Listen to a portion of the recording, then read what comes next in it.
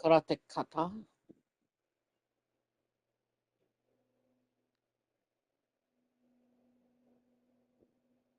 Karateka.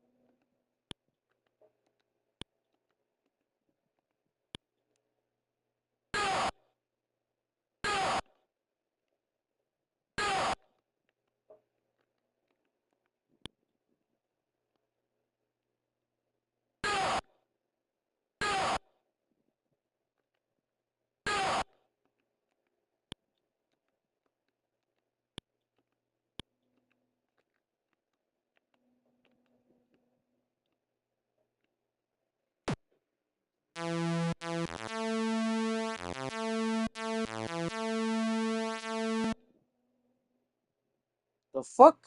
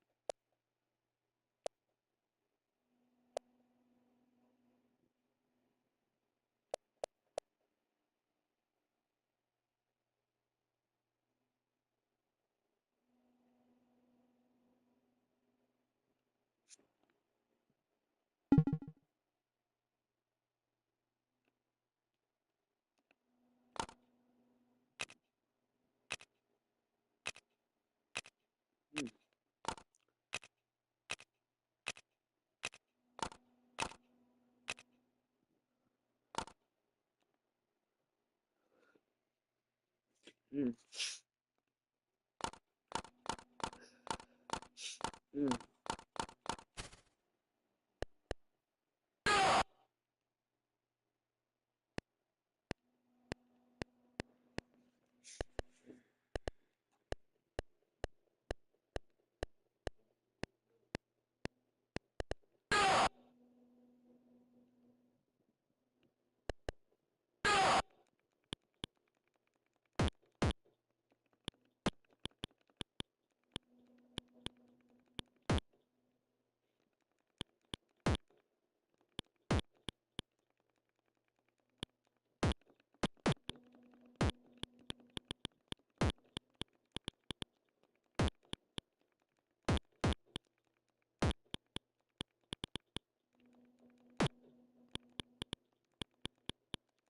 Mm.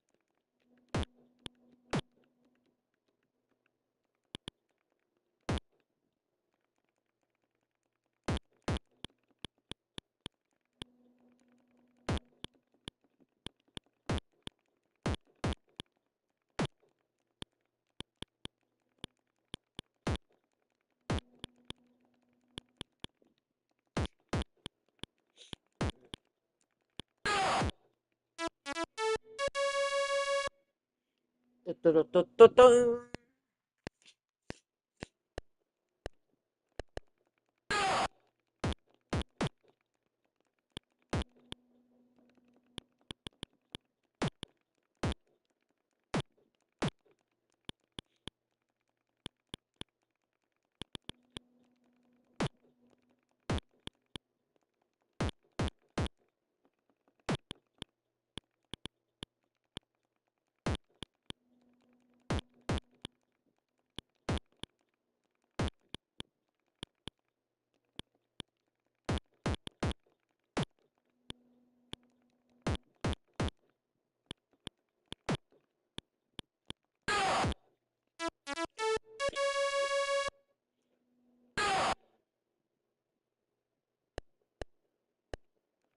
Oh crap.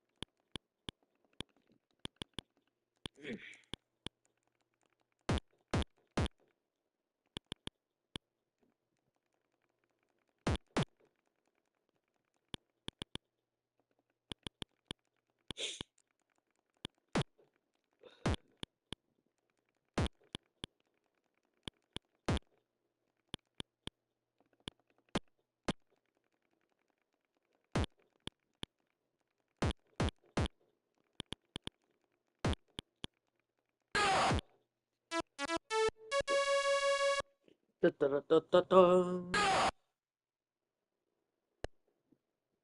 Wait.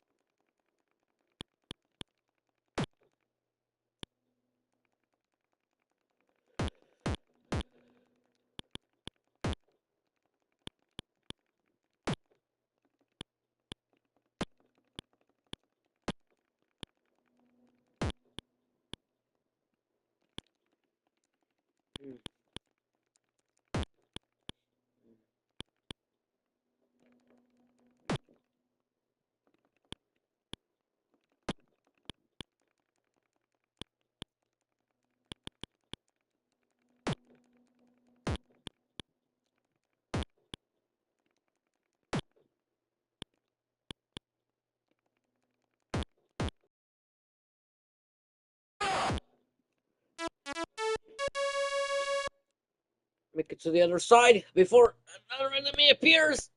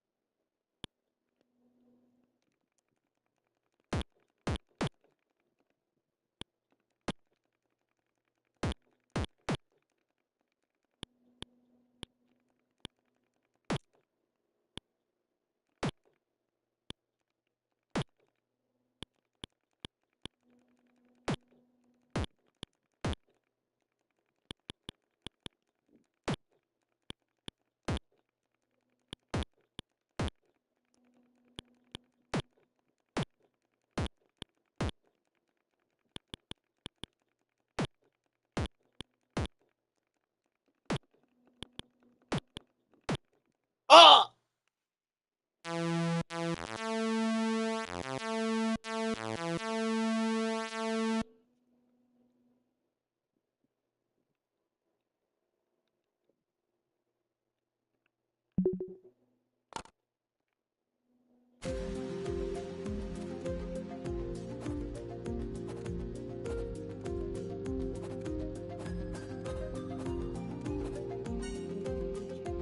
Commodore 64.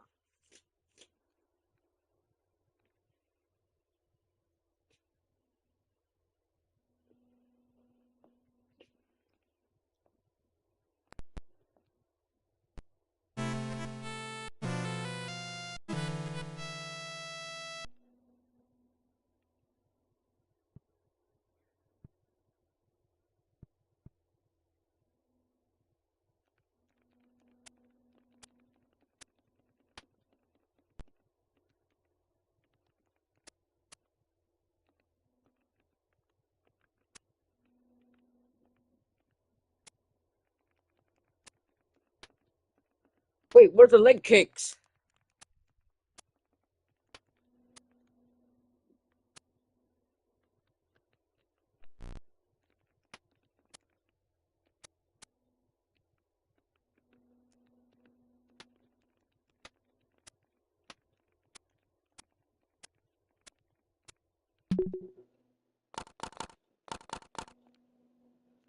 No leg kicks.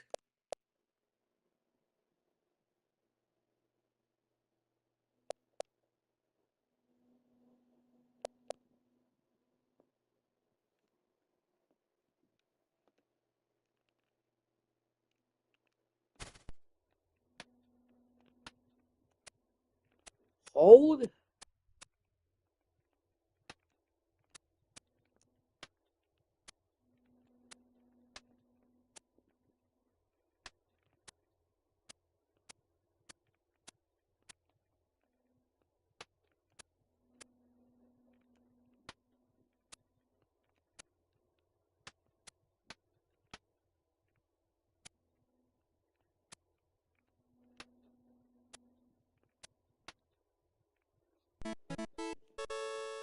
Let's go.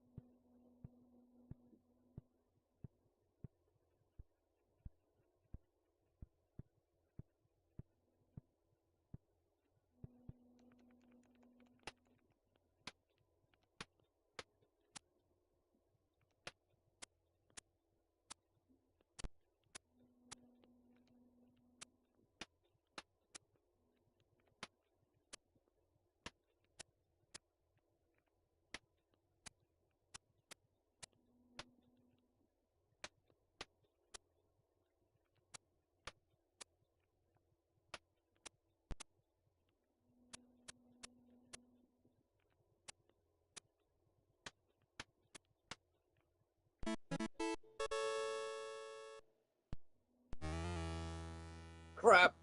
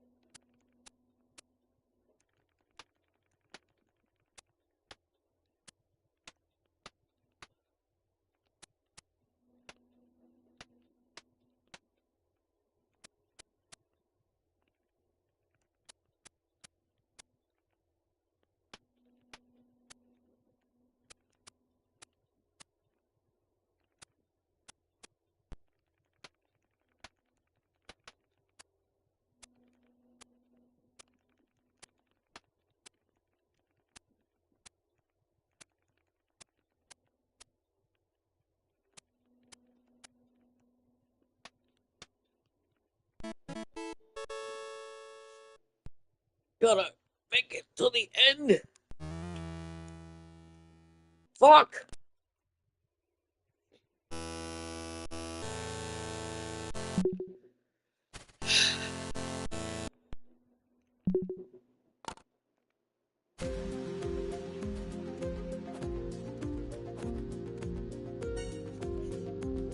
Jinkata.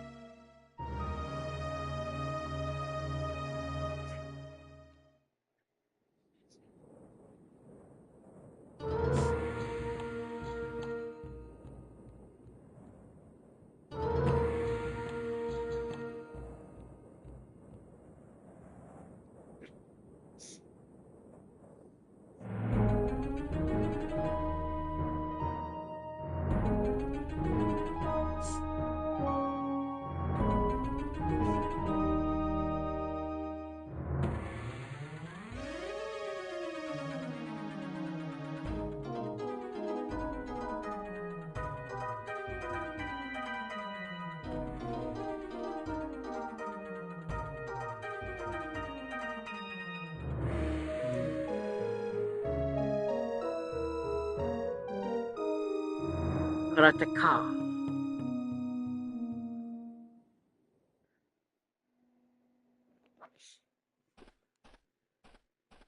Kya! Kya!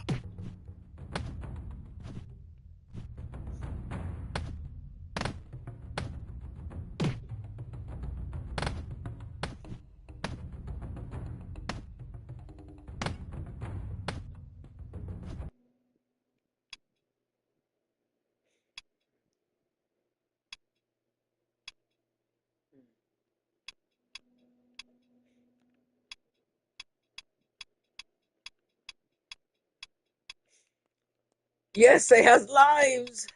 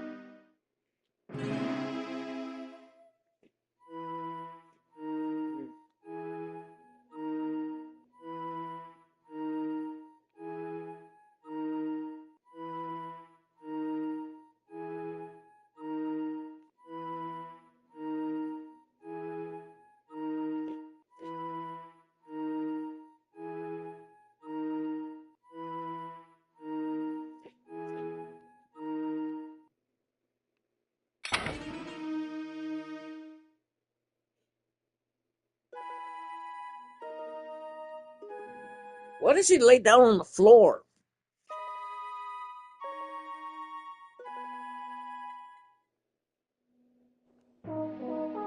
Kya! Mike. Hello, I'm Mike Micah, president of Digital Eclipse, and I'm here to talk about the remastering of Karateka. Kya! Hello, I'm Mike Micah, president of Digital Eclipse, and I'm here to talk about the remastering of Karateka. Karateka.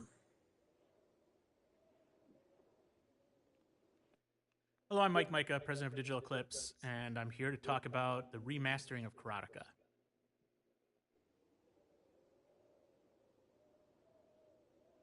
How do you pronounce the game? That's the fun part of this whole thing. And one of the fun parts for me going into this was listening to how everybody pronounces the game that I work with. I pronounce it, and I've always pronounced it, and you're going to hear me say this all the time, is Karateka. But then I've heard people say Karateka, Karateka, and Karateka in other ways. But Karateka is the way I've said it. And I think I've run into more people who say it like I do than any other way. But honestly, ultimately, it's up to Jordan, and Jordan pronounces it, and I might get this wrong, but he pronounces it Karateka.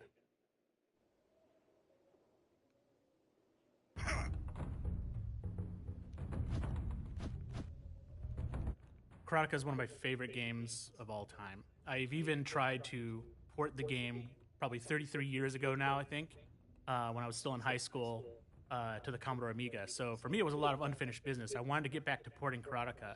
And approaching this project, one of the things that kind of excited me and interested me most was why, outside of the holy trinity of versions of Karateka, did all the other ports just suck? And I think that a lot of that has to do with the fact that people didn't really understand it, or didn't have the source code, or they were just in a completely different frame of mind for this sort of game.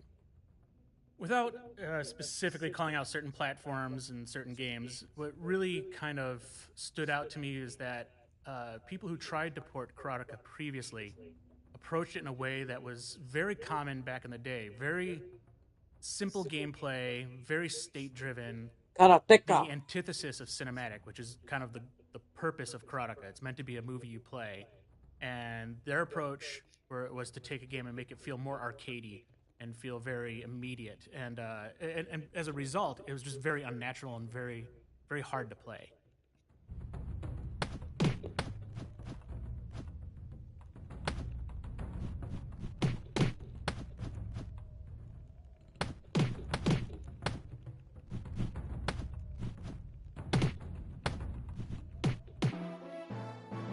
One down. the gate was just a large graphic on the Apple II, and it was just impossible to move it around. You couldn't really scroll it very quickly. But it was also a really iconic moment in the game because when you arrive at the castle, you meet the guard and there's the gate, and that's just like every screenshot of the old Karateka game is pretty much that. Um, and because Jordan wanted to make it parallax, there's some interesting challenges here because I wanted to draw the gate like he would draw it on the Apple II. So I actually do line draws like you would on an Apple II. So that gate is not a 3D object. It's not. It's actually using the same kind of routines that Jordan used, but to draw it in that parallaxing way. So I wanted to approach it the same way that Shoplifter and Jordan intended to draw that gate, being parallax in 3D. So it's not a 3D object, but the other thing that came out of it was the gate served as a sort of break in the gameplay of the original game, so it could show a cutscene. He mainly did that because he needed to load data into the game, and so it was a clever way to get data to load back and forth and use that break to take advantage of that. Since we didn't have that anymore, it seemed really odd to be going through this 3D gate and then have it stop and go to a cutscene. It just didn't fit anymore. So going back over the game and reading through the journals again, there was some more stuff he wanted to do cinematically with the game. Particularly, I believe, whether in conversation or in his book, he talked about having the guard start running toward Akuma to go tell him, and you see that. So this is an opportunity to have that happen. So when you get past the gate and you encounter the next player or the next enemy, when you take down that enemy, that's when the cutscene triggers, and you see the other one guard going the opposite direction to go run up to tell Akuma that somebody's arrived. And so I was able to capture that moment too.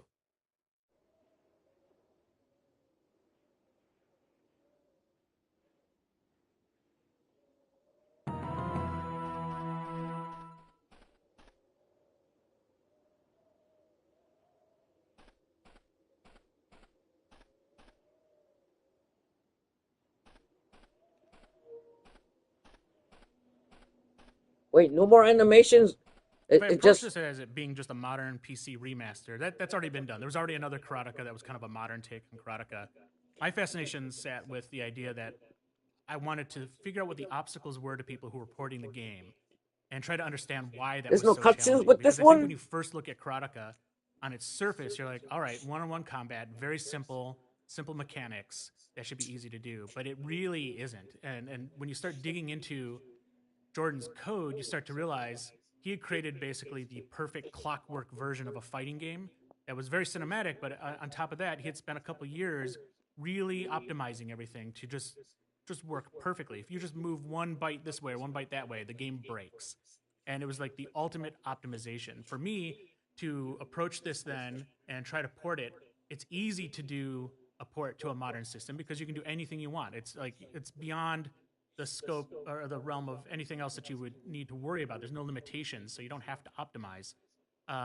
So in my mind, I wanted to go back and kind of approach it in the way that the team that ported Prince of Persia, Jordan's other game, did to the PC, the VGA PC.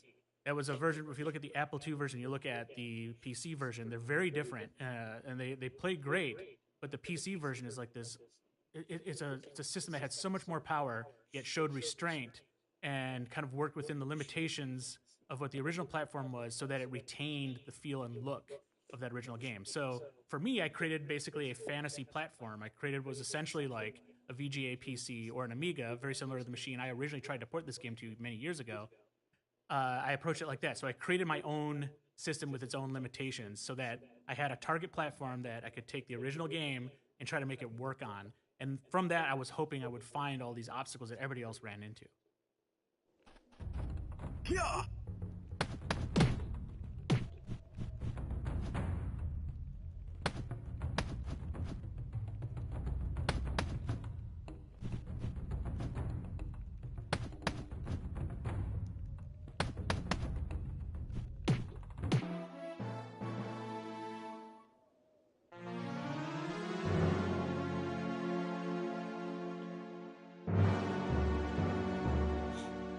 Hi.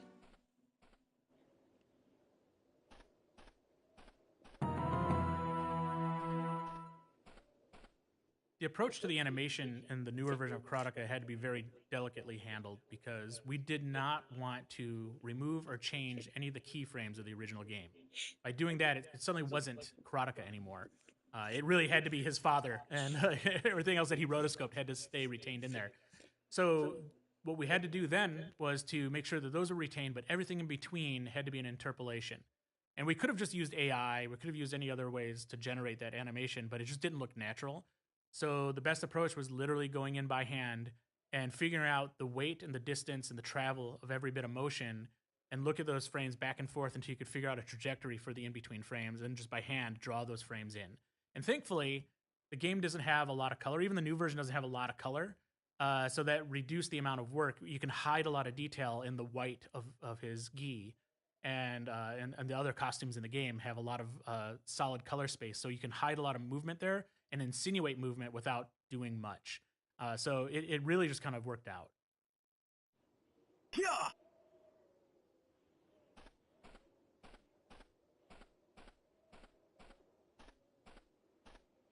There were a lot of things in the original Karateka that worked so wonderfully around the limitations of the Apple II. Like, Jordan would draw very large objects.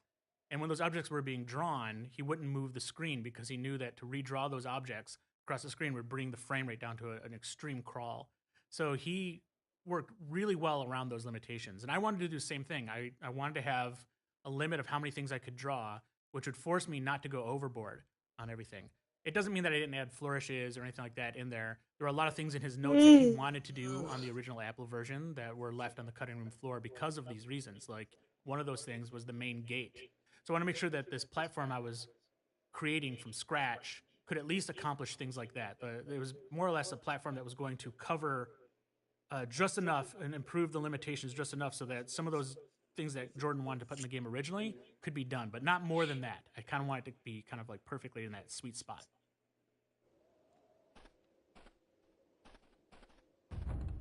Yeah.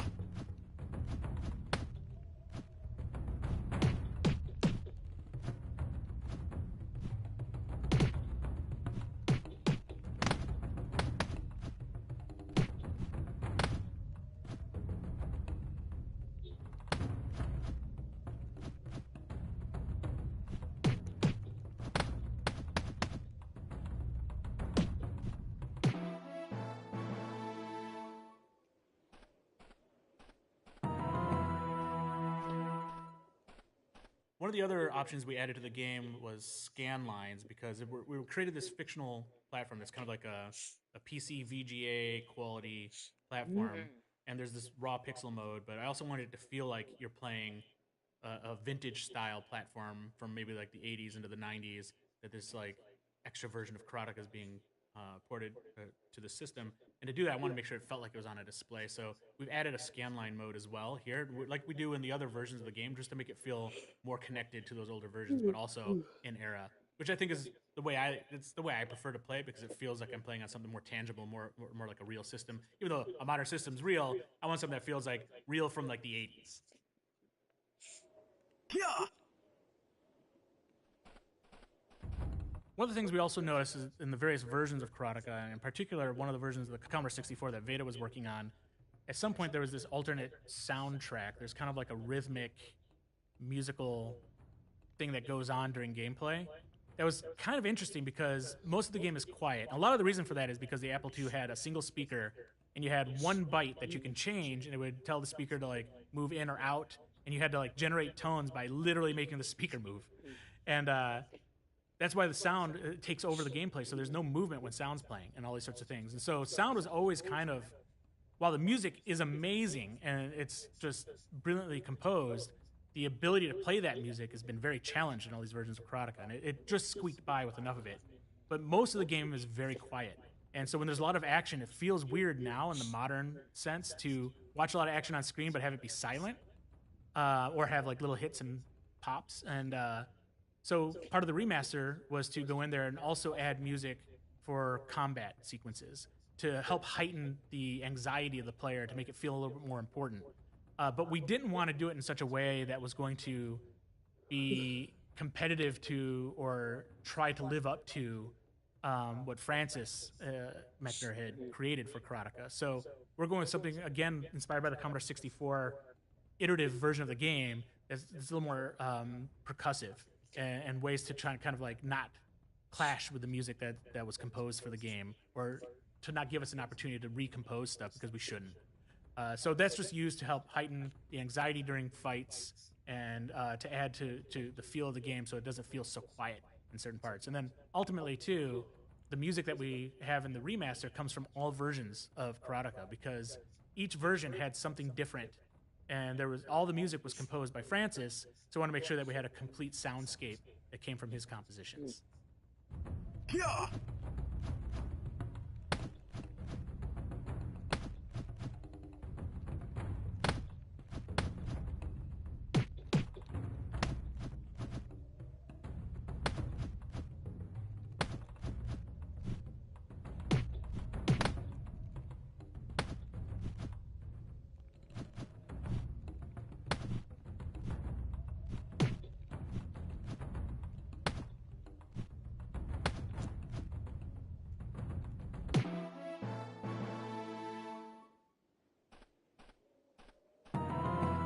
One of the things we've said for years internally here at Digital Eclipse was that when we approached doing remasters, we really wanted to make the game you remember, not necessarily the game that it actually is. Because a lot of older games, when you play them today, they're not. You almost spoil the memory you have of that game because it was a different time and there weren't advances in controllers and all these other things that you got really good. Again, you got really good at a certain kind of interface, and those games were a lot easier to play back then. But now, this approach really, like with the Karateka remaster in particular, the idea was to make that game you remembered in your head, not necessarily the game it was, because there were frame rate slowdown and all this other kind of stuff the issues that were kind of going on in that original game. This was going to run at a consistent frame rate, and it was going to have the ability for you to react in certain ways. And because the game is faster, it actually makes it more difficult. So I had to extend the windows of anticipation and all these things, and the AI had to kind of tune down the AI a little bit because the game, when it's running at a faster clip, the AI is making decisions faster than you are. And initially, when I kind of ported everything over, the AI would just crush you instantly. They just kind of come up and just take you down all the time. So I had to really expand on the speed and the AI decision making windows to make it a little bit easier for the player. So from day one, the idea was to make it a little bit more accessible, to feel a little more natural, to feel a little bit more modern, and hopefully that would make it a lot easier for people.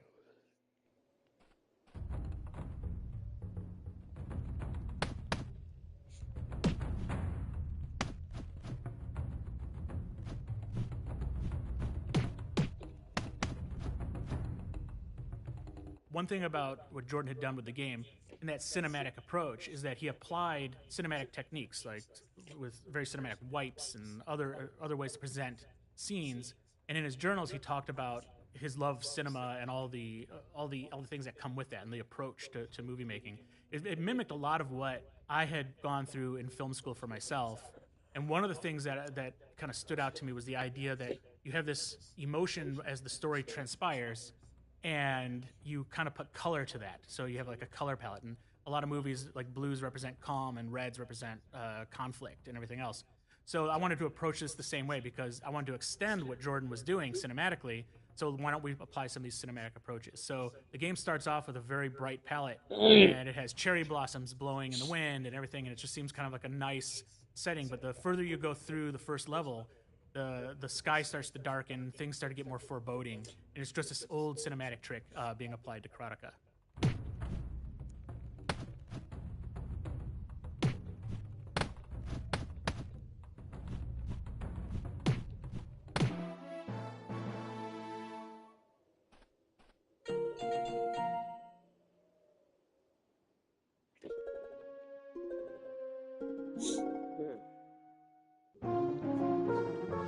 Oh, this is where I died. In many ways, Jordan, at an early age, was obviously a genius because his approach to the AI in Karateka is super simple and elegant, but it came from something much more complicated. What he wanted it to do, he achieved, and he did it really well, but it was the reduction of that logic is where the genius was. He reduced that logic to very simple states that were complex systems that play out, but it doesn't feel, when you're playing the game, it doesn't feel like you're just playing against a very rote state-based system. It feels very natural.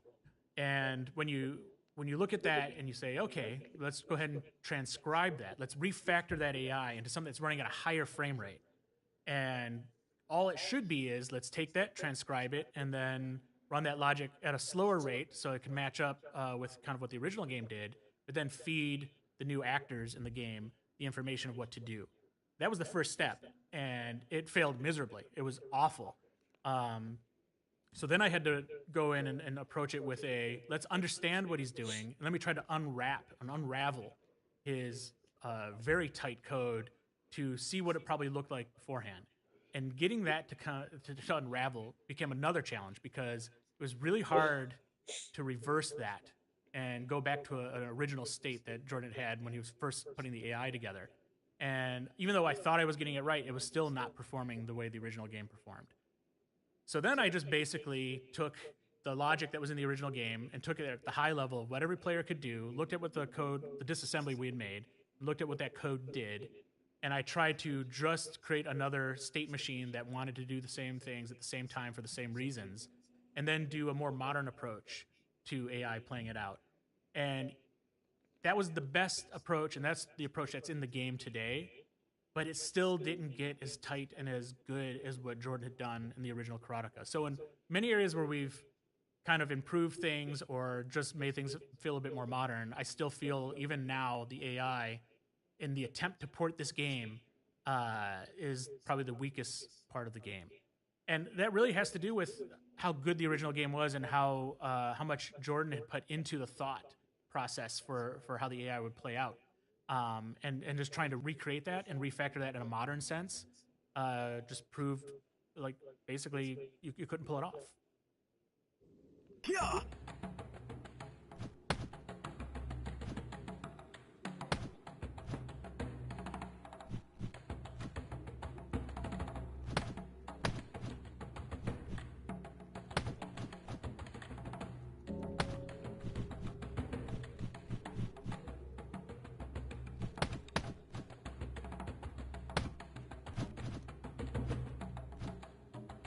I still remember when I first played Karateka, I went to this store called Micro World Computer Center, and they had it for rent, and I didn't know what it was. It was new, so I asked them to bring the box down. I looked at it. I just couldn't believe what I was looking at. It just looked too good to be true, so I rented it. And then I rented it for like the next, I think you had it for a week every time you rented it. I rented it for like the next 6 weeks.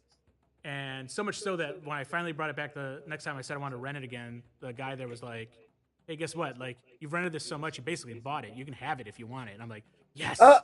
And so I brought this game home, and I had already beaten it so many times. All my friends had beaten it so many times. But what we were doing is we created these goals for ourselves. We're like, okay, let's see if we can get through the game without getting hit once. Can you get through the game and with every character you encounter, can you kick them under the belt? Can you do all these things? Like, all these little nuances that we just appreciated about the game became goals to us. And everybody's like striving to be able to do it first. And so in this remaster, I really wanted to capture kind of what people like myself, and I've run into so many other people who did the same thing, and they do this, a lot of people do this with all kinds of games. And at this point I was like, why don't we just recognize this stuff? So I asked a bunch of people who had played Karateka a lot, like, what do they mentally keep track of when they were playing the game? If they've already beaten it several times, what was the thing they always like to do? And that became our goal list. So you basically have in the game a list of goals, and when you achieve these goals during gameplay, you'll see a little alert come up and tell you you've done it. And then you can go into this, basically the goal chart or little checklist, and see all the things you've accomplished. It was just an extra layer to the game for when you've beaten the game, it gave you something else extra to do. And for us back then, that was extended the life of the game, and now we're just memorializing it.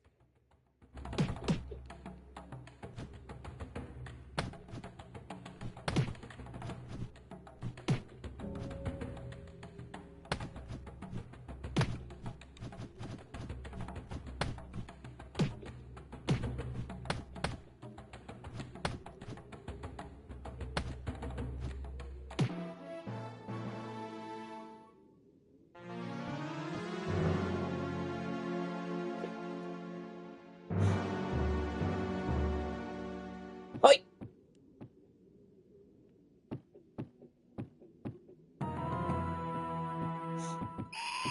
Well, the bird in Karateka, that's a whole other thing. So the bird is really important to what the story is. It's really important to the pacing of the game. It breaks up the monotony of the enemies, and it really makes it feel like you're progressing through the game. It was a great add.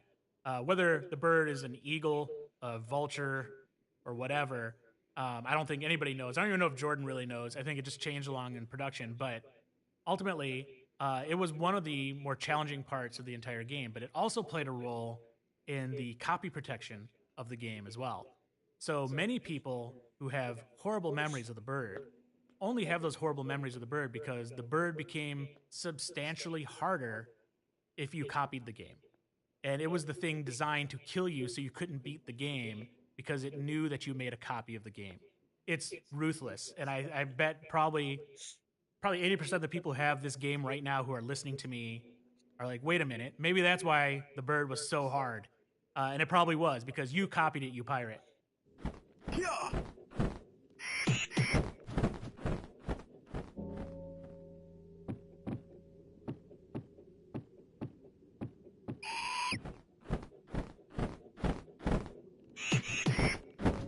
Yeah. The bird is another thing that really helps slow down the pace of the game because at some point you start to get really good at the enemies and the bird suddenly appears. Now it's like chess. It has this compound effect of movement and things you have to kind of deal with.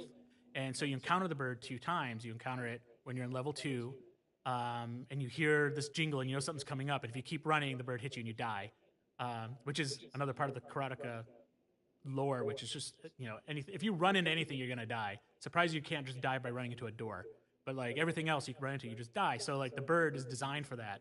So it kind of tricks you. So that's one of the first tricks Karateka throws at you is like you're running, you think you're gonna encounter this other guy because you got used to in the first act running and encountering a guy and stopping and fighting. So you hear the alert and you're like, okay, here comes this guy, and I'm gonna run up till I see him, and a bird comes out and just kills you instantly. That's what it does. And that's kind of the layers that Karateka has throughout the game. You get challenged like that again and again because Jordan would play with what you think you know and then do the opposite of that. Yeah.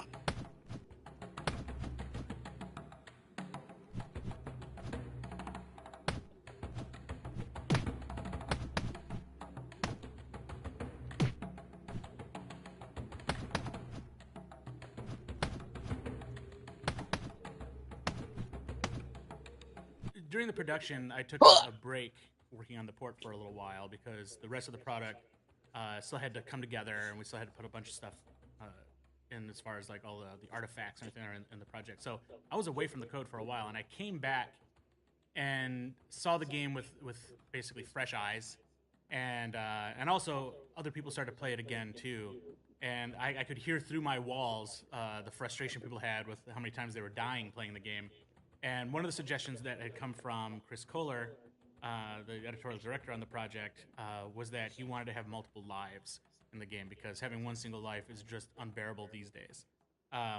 While I personally disagree, I valued the feedback and really understood that, like, objectively, yes, we need to do that. So one of the things I did was immediately allow you to increase the number of lives you have during the game. And one of the suggestions that Chris had made was when you die, you should leave the player's body there and then spawn a little further back.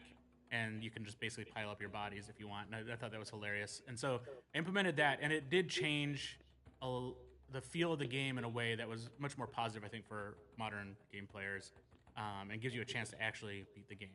And it does give you a chance to. I didn't penalize you so harshly like the original game, where if you get to the end and you don't run into Mariko's arms, she'll just kick you. And you die. Now you can die, and then you spawn again and be like, okay, I'm going to run into her arms this time.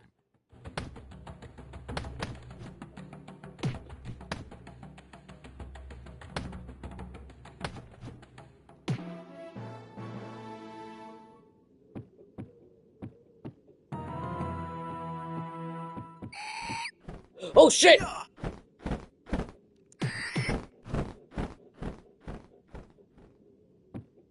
When you start getting further into the game, we really explored more of the cinematic lighting and color palette.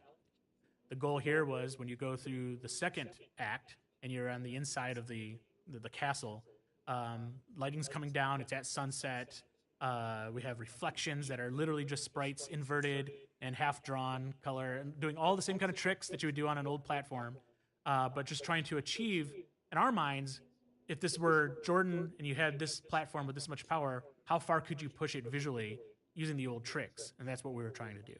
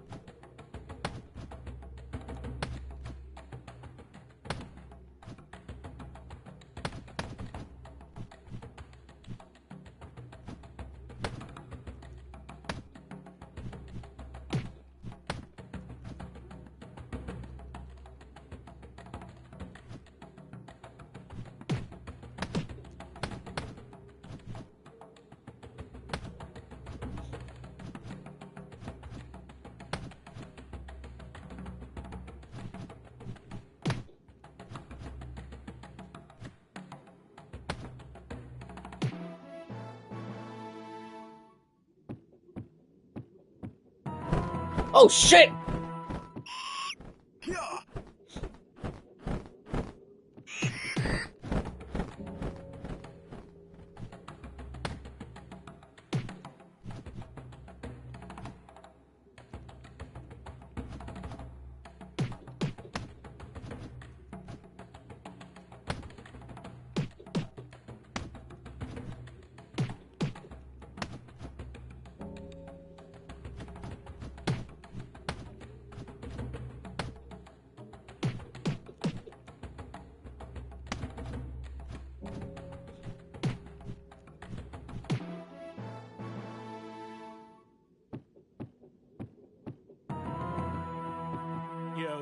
Karateka is well known for its ending being kind of brutal and that you can just die instantly. But before that, you sort of learn a little bit of Jordan's thinking in this with the gate. The gate in section 2 is one of those things I think also. I don't think there's anybody who didn't die from that first and then understand what you have to do after that. And again, that was one of the hardest parts of the game because you have to time your walk through the gate. And I remember on the Commodore 64 version, having so much trouble lining my character up just enough so I could kick and get the foot under the gate so the gate drops, but you won't die if your foot's under the gate. And then waiting for the gate to be just about at head height and then walk through. Every time I tried to run through, I'd always die because like it took too long for me to stand up and then run and die. So my trick that I always use is to put my leg into the gate so it's partially under the gate, and once you kick, it triggers the gate and it drops. And then wait for the gate to go up, and just before it gets above your head, walk through the gate, and that should work every time. Oh, thanks. Kya!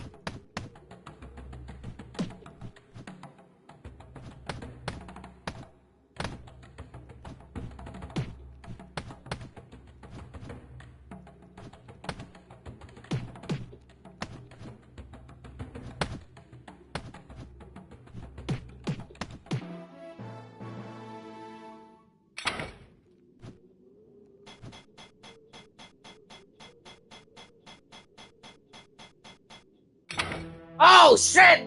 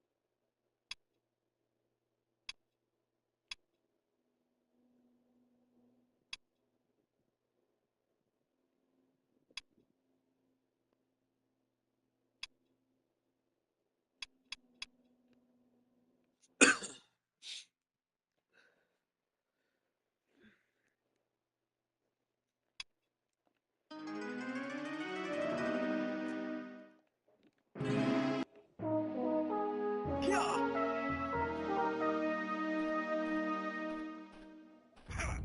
Kya!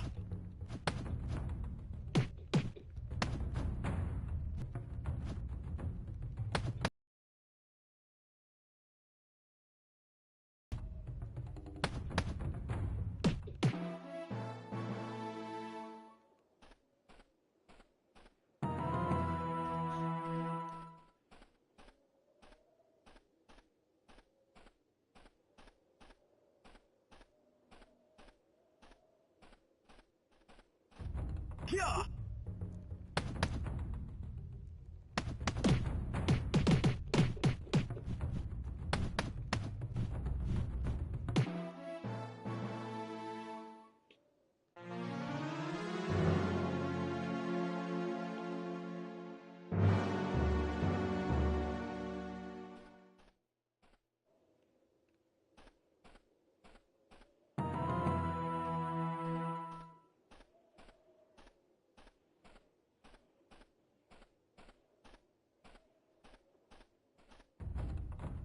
Kya!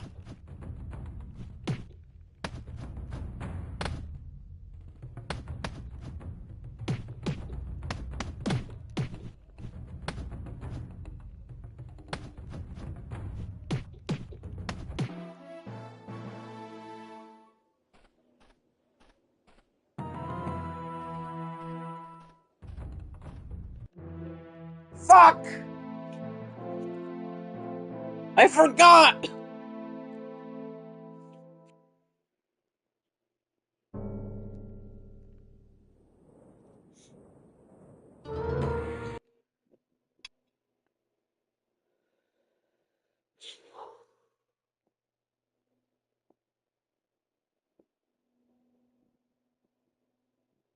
Below the belt.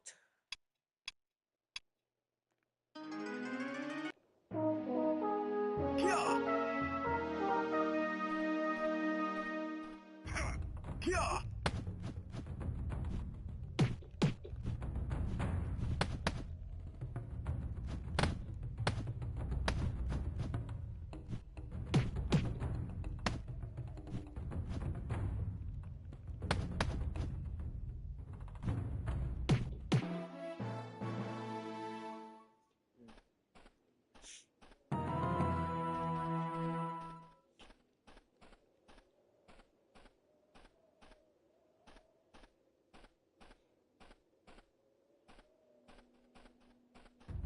Kya!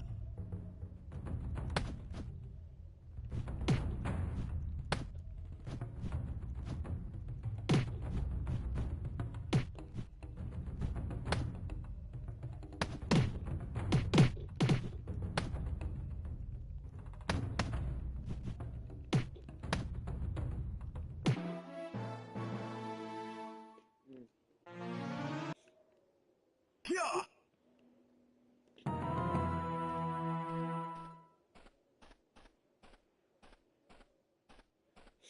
Hmm. Kya!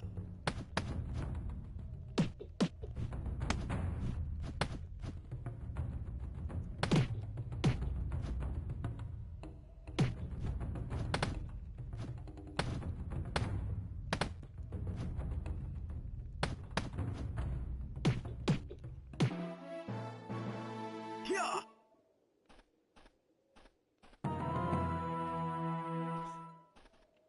Kya!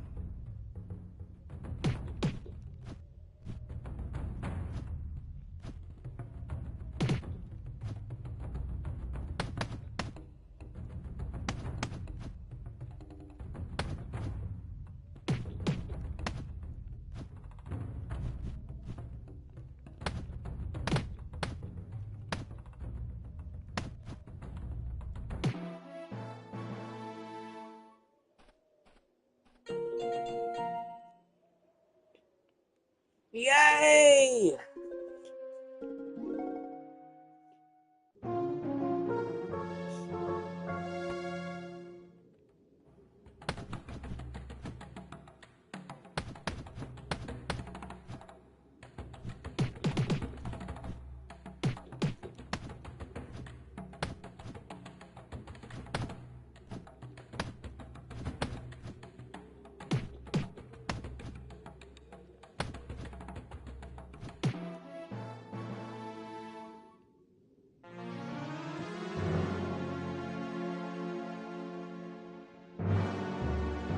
Hi!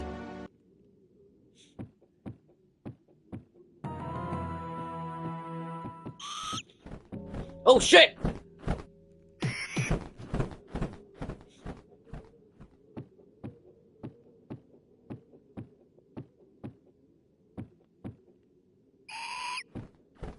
Oh Kya! fuck! Stupid bird! Kya!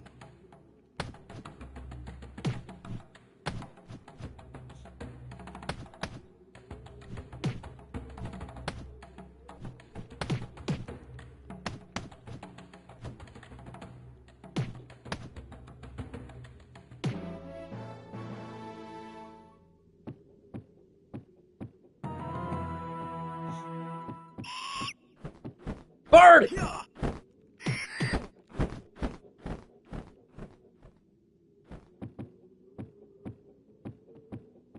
Ooh. Kya!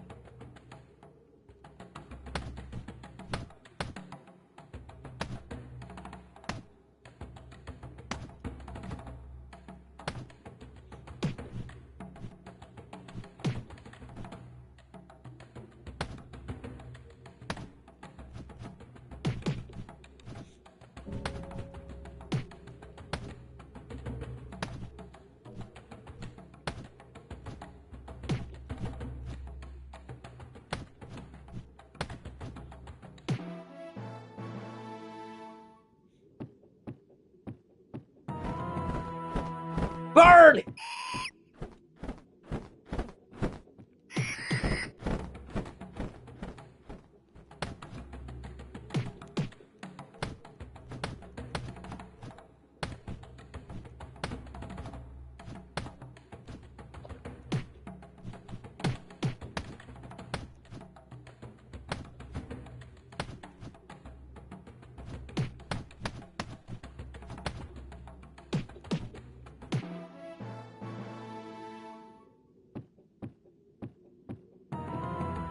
Oh!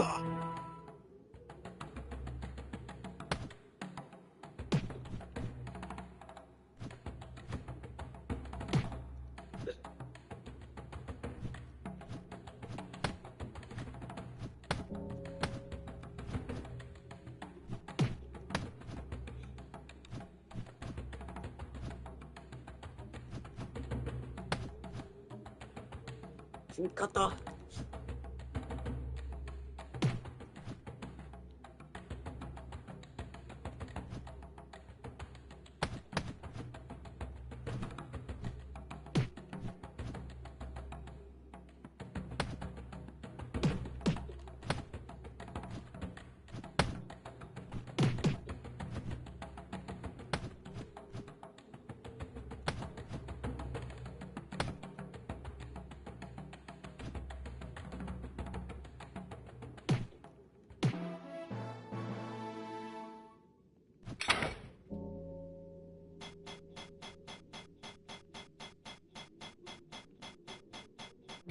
Oh, fuck!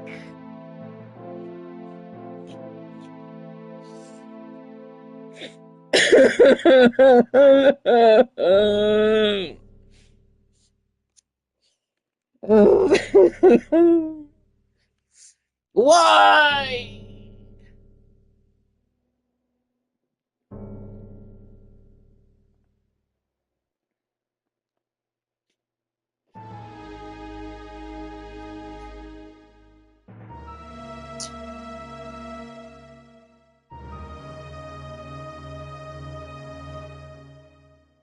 I did what he said.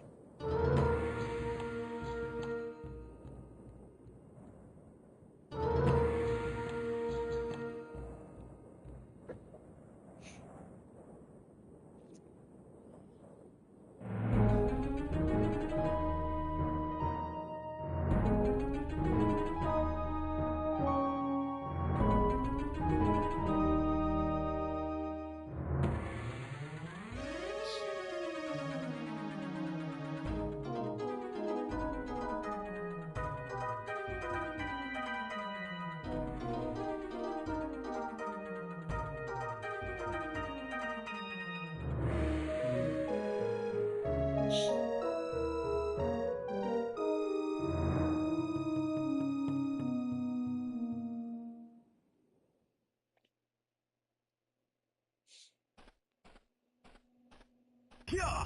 Yeah.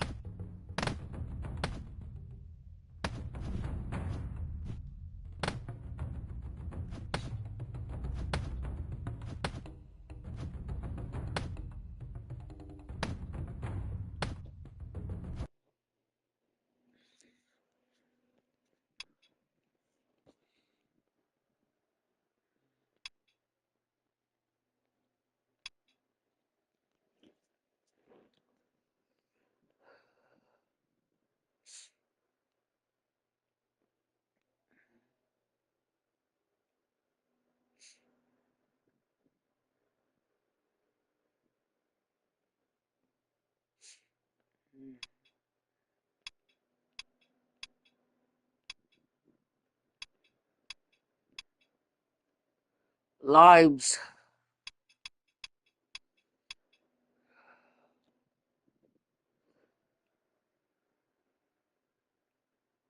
Mm,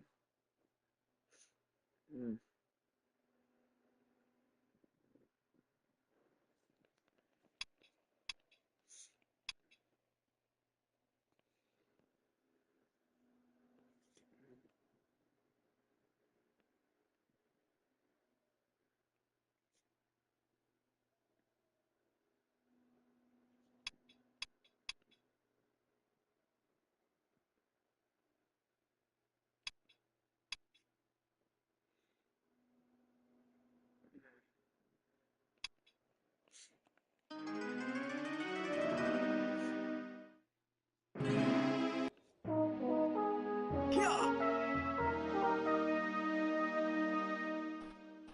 run at the opponent and then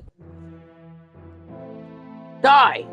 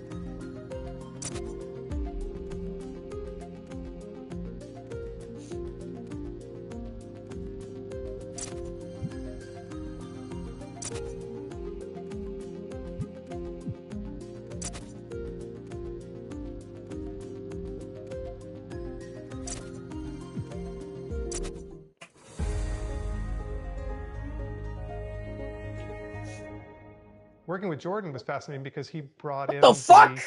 cinematic side. He obviously was really into movies. He's actually gone off and worked for a bit in the film industry. And the aesthetic and the motion of Karateka, Don't say anything. which he continued in Prince of Persia and later in The Last Express, was really unusual for the time. This idea of rotoscoping. I decided to try a trick early Disney animators had used called rotoscoping. Rotoscoping is basically filming live actors doing the moves that you want to animate, and then literally tracing each frame to get a frame of animation. At first I started to try to do the animation the usual way by drawing characters on graph paper. And then, because it was pixel by pixel at that time that we had to do the animations. But when I tried it, it just looked stiff.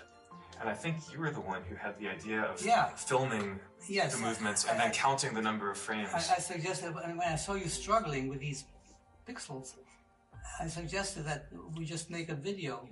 Well, in that video, this was 1982.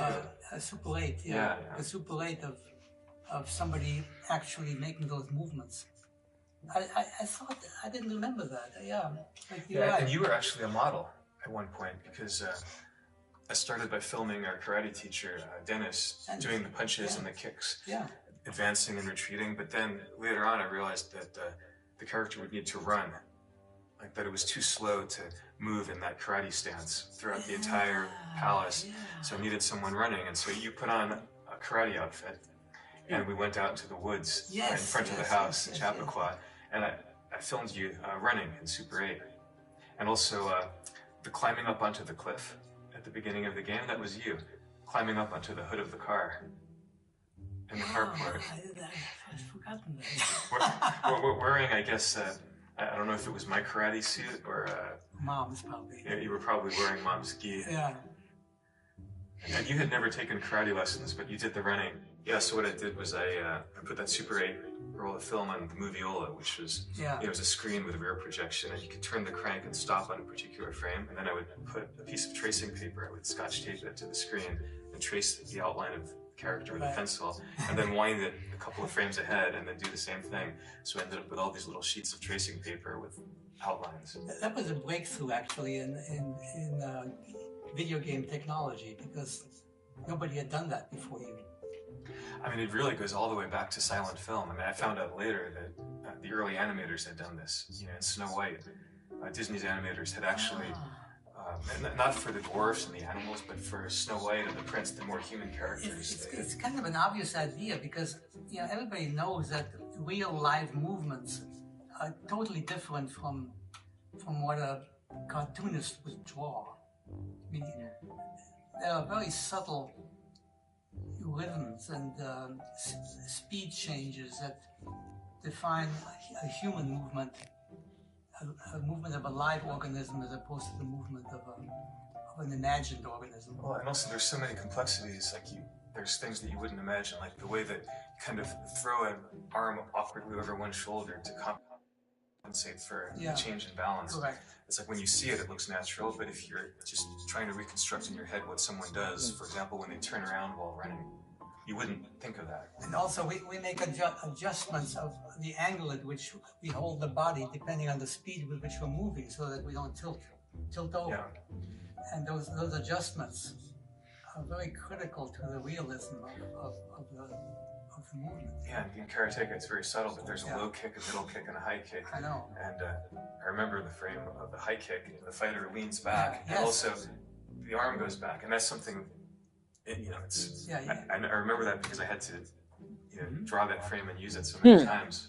For 2 years I was staring at that frame, but in the beginning when I tried to do a frame of a high kick, it was more like idealized. Yeah. Didn't realize that the body would have to lean quite that far back. That's fascinating. This took a very long time. It was an incredibly laborious process. It took me months to go through all these steps just to get to the point of doing the first animation test. But I can still remember the thrill that I felt on seeing that little figure moving across the screen. It was the illusion of life. It was everything I'd hoped for.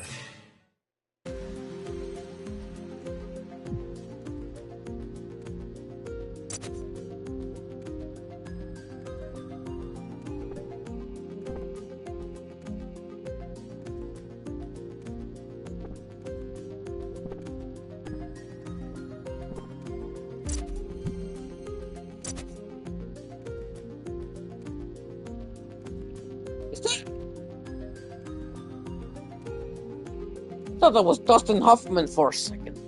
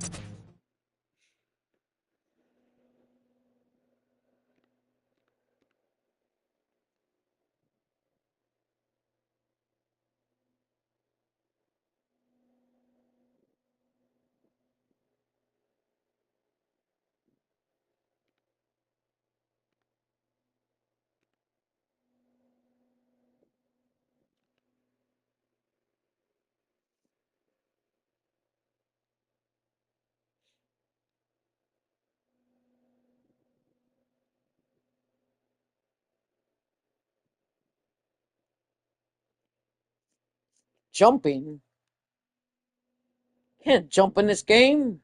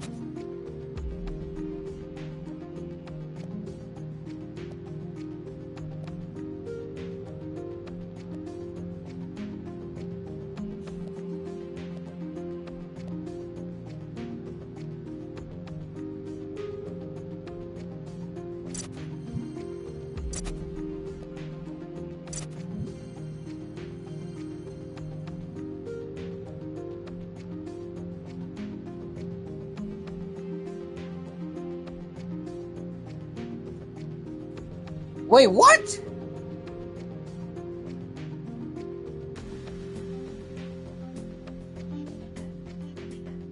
In the final game, if you approach the princess while in fighting stance, she will take this as a threat and attack and kill you with a single blow. You have to approach in your non-violent walking distance to complete the story. Oh.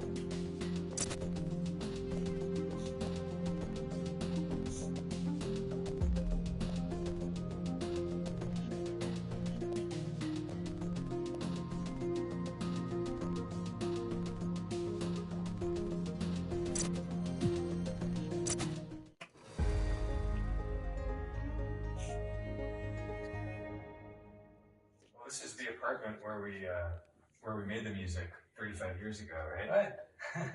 And I sat right here. Right. It was. You sat. Where did you sit? There or here? Well, I don't remember. It's been 35 years. But you had your laptop. It wasn't a It laptop. wasn't a laptop. Yeah. It was a computer. What was it? Apple. It was an Apple II computer. The music that was there, just on the Apple II, was fantastic, and it just sort of like gave you a sense of, you know, like sort of a score, you know, happening during your game, and it was one of the most impactful as far as just remembering it as a total experience of a game that I've had in a long time. I remember with Karateka the music, and there wasn't a whole lot of it in the game, but there were a few, you know, tunes that played at key moments.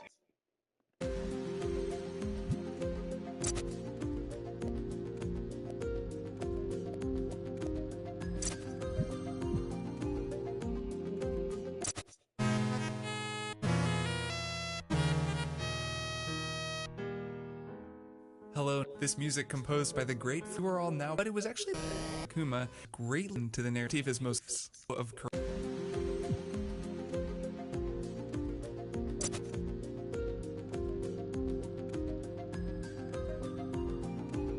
So send us your floppy disk.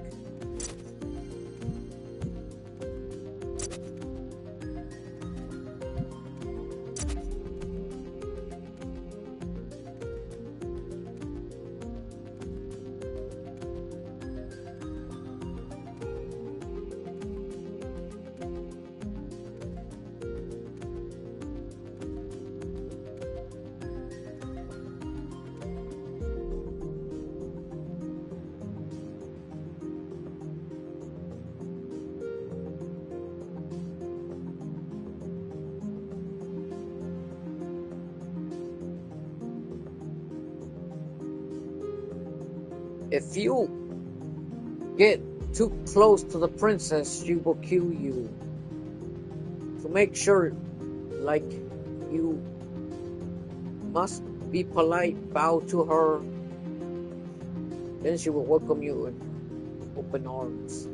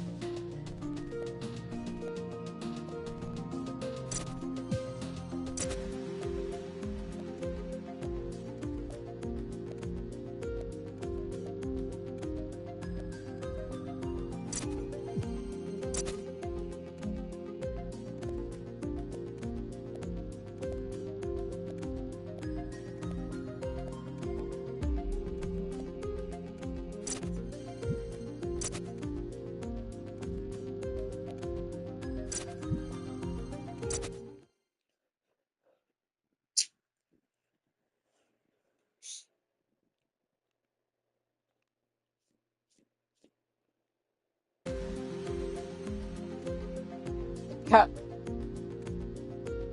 downs.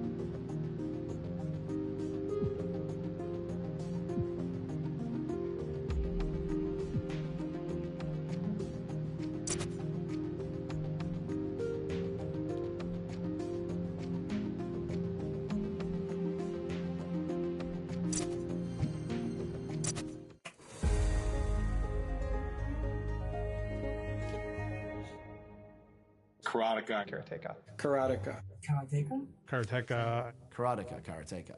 Karateka, and if it's Karateka, I've never heard that before. So maybe Jordan says it that way. I don't know, but I know we all said Karateka at the company. I think when I was a kid, I always said Karateka because it's like you say karate and you just add the k. Let's talk about pronunciation. So here's the thing. In the 80s, TV didn't talk about games, and we didn't have the internet, so pretty much everybody pronounced the title of the game in their own way. A lot of people say karateka or karateka. In Japanese, there's no stress on any syllable, so it would be karateka, something like that. I called it karateka, but I've since found out that pretty much everybody pronounced it differently. So however you pronounce it is fine. Don't feel bad. It's all good.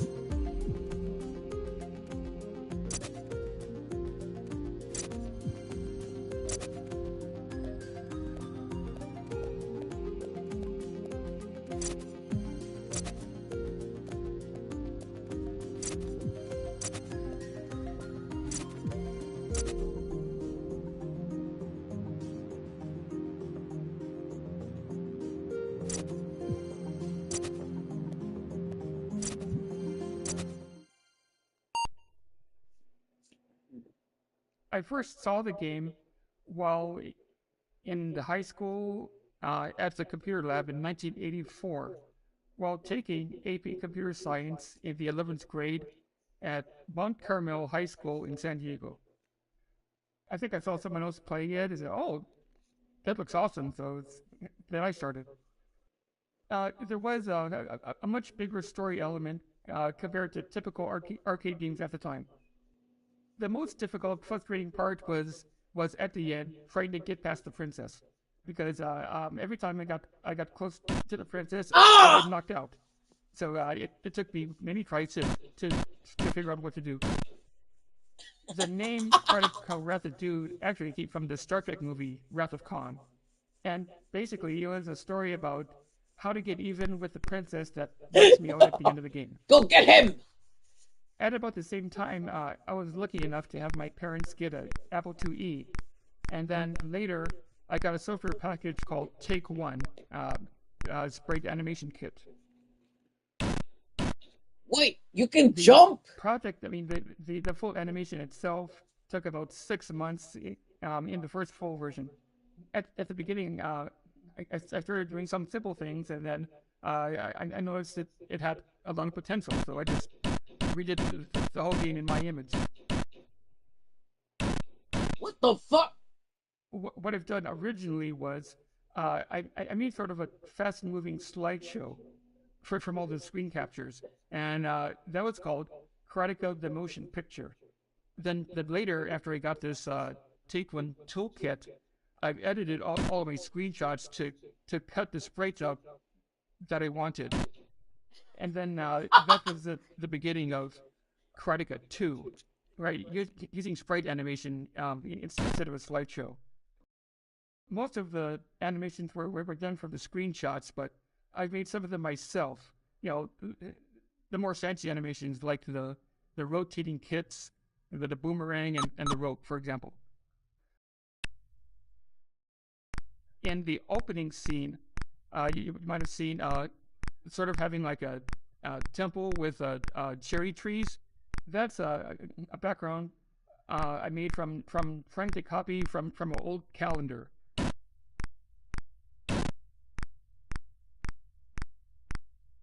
I wasn't really inspired by fan work, but I did watch a lot of low-budget kung fu movies at the time. And there was also an arcade game called Double Dragon, which had some very brutal moves that gave me some inspiration. And the AP Computer Science at the 11th grade, I submitted that as a final assignment, even though it was supposed to be a programming assignment, but the instructor somehow didn't notice I wasn't doing any real programming. And then later, at a community college, I've submitted that as an assignment also, but instead of as a programming assignment, it was recorded with a video capture. Especially at the 11th grade, all of the classmates were just cracking up, especially after the awesome original version ending. However, my parents were not as impressed. People started asking for copies. However, in around 1993, I was studying undergraduate computer science at the University of Maryland, on the other side of the country. And an acquaintance there heard my full name was Eric Newman, and he was surprised that he couldn't believe he was talking to the guy that made Karateka 2. So the copies of copies went all the way across the country. And this was the guy, I think, used the copy and then later uploaded the disk image to the internet, which is the version most people see today.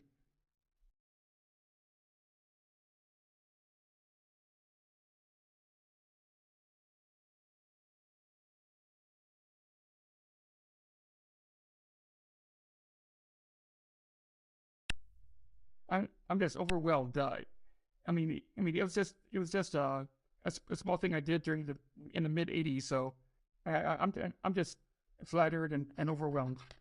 I never realized it was this popular.